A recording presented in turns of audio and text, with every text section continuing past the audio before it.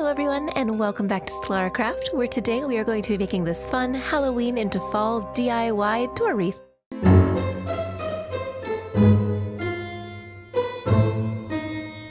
So the first thing we're going to need for this DIY is a picture frame. I got this one from Michael's for about $7, but you can use any picture frame that you have lying around the house or something from Goodwill, just so long as you're willing to paint and get glue on it. Next, we're going to take some black acrylic paint and a foam brush and paint about 2 coats on it. Or if you have spray paint, that would work really well too. Once our 2 coats have dried, you can go ahead and gather whatever supplies you want to use to make your wreath. I am using flowers, some green ribbon, and then I was thinking about using some twinkly lights, but at the end I decided I wanted to keep mine simple. Next, you'll go ahead and prep your flowers by just removing the stems from any of the flowers that you think you're going to use. And since I wanted to keep this pretty simple, I ended up not using a lot of the flowers that I picked out, but that's okay because I'll use them for other crafts later. Next, I'm going to go ahead and prep my leaves.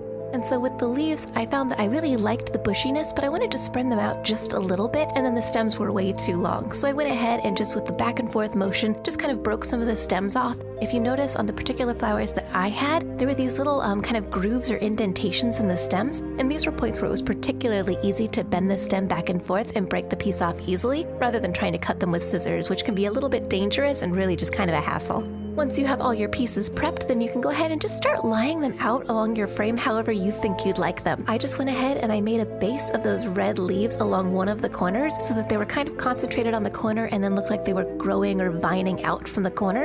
And then I sort of laid the flowers on top of it with my largest and brightest flower in the center and then the other flowers spreading out from there. And then I just added a few sprigs of eucalyptus for some lighter colors throughout the leaves, and also because they match a few of the other things that I have in my house right now.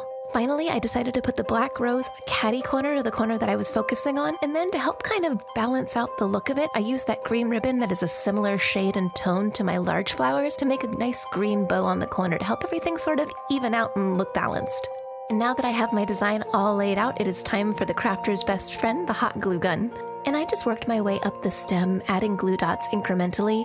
One of the things that I discovered as I was doing this is that these stems were pretty hardy and kind of wanted to take the shape that they wanted. So in order to have them do what I wanted them to do, I had to use a lot more hot glue than I expected, and a lot more glue means a lot more dry time. So be patient while you're doing this and just hang on or put some pressure on it for a little while and make sure that it's really well glued down before you move on to the next spot. It takes a little while, but it's well worth it. Once the base is glued on, I went ahead and glued my largest flowers on first, and then as I added the smaller ones, I sort of tucked them underneath the large flowers so that they would hide any of the glue spots that might be there. And then you just finish that up with a couple sprigs of eucalyptus, and that corner is done. For the opposite corner, I just made a quick bow out of that green ribbon. I'm sure you guys know how to make a green bow, so I won't bore you with showing you that, although if you'd like a tutorial, let me know in the comments. I'll be more than happy to make you a bow tutorial. And then I just glued that black rose right on top of the center of it, and I just thought it turned out so cute.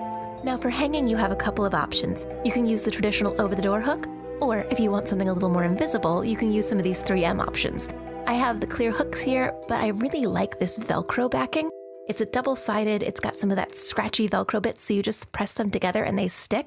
I really like it because they're easy to remove. You don't have to fumble around the back like trying to get a hold of the 3M. But also, if you want to switch things out, you can just take the top piece off, stick another half of the Velcro on the back of something else that you want to hang later, and then you just pop it into place. So I really love that. So I'm going to go ahead and use that. And we just go ahead and we press it onto the back in the center. For this, it's a really light frame, so just one will do. But you want to check the packaging to make sure that you are using enough of the 3M hooks to hold whatever frame you are using. Then we just pop that on the back, press it in for a moment, and then we press the other side onto our door. And ta-da! You have a fall to Halloween DIY picture frame door wreath. I really love the way that this can go with both the Halloween decor that I currently have hanging in my house, but also it can work with the fall decor that I'm getting ready to put up after Halloween. So long as I just stick with these jewel tones and rich dark colors, it'll work for both Halloween and then right into fall, and I can keep this hanging until I'm ready to change it out for Christmas.